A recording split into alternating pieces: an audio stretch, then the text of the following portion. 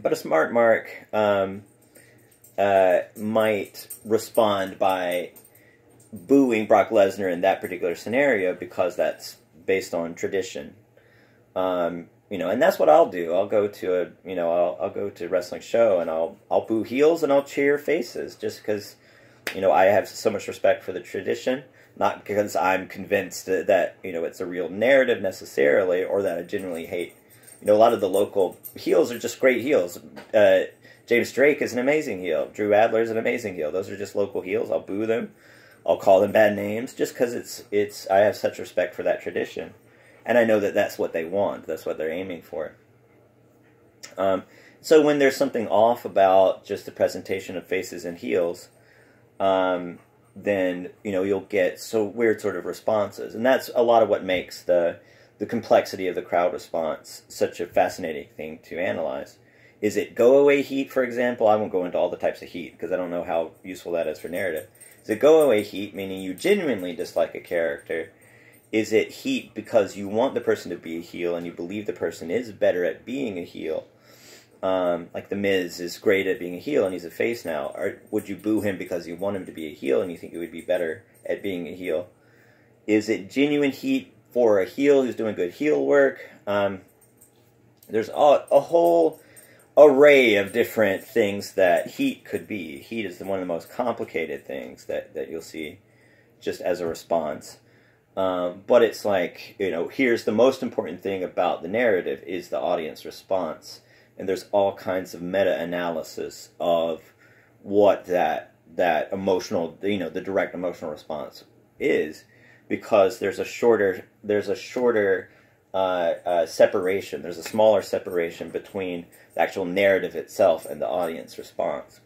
But that sort of meta-recognition of just what elements within the story will lead to what sort of direct visceral responses from the audience, that whole complex language of what will pop a crowd, what will generate heat within a particular narrative is a more complex sort of breakdown of just how narratives work just generally, especially in regards to the whole notion that the whole purpose of a narrative, and this is something that you almost never, with the exception of me and maybe Anton and Arto, the whole purpose of a narrative is not necessarily to lead the audience to happiness. It's not necessarily, the most important end result of a narrative is not to pop the crowd necessarily. And you'll get plenty of narratives that do that, like this year's WrestleMania. It was very heavily oriented towards faces winning, left the crowd happy. My dogs are trying to get attention other ways now. But that's not the main goal. The main goal is to get any sort of response. So if Brock Lesnar is beating somebody up in order to get this negative response, that is ultimately the goal. There's no real ultimate catharsis. The WWE particularly will treat WrestleMania as the climax, but the story keeps going. It's an internally cycling story, so there's no real ultimate true endpoint climax. Another great terminology that I think are a classic phrase in wrestling storytelling that I think applies to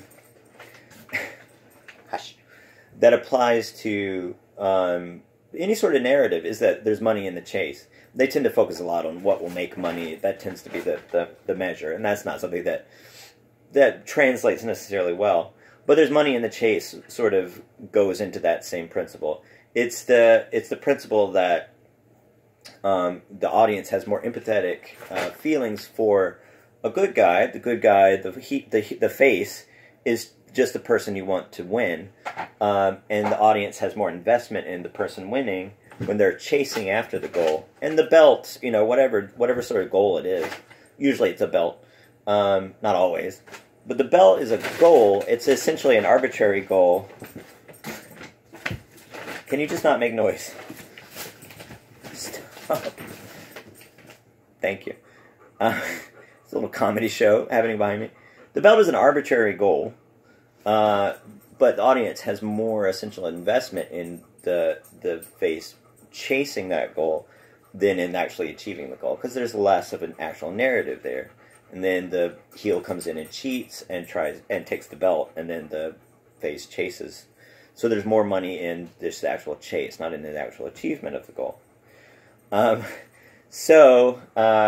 There's so many more things that we could certainly talk about.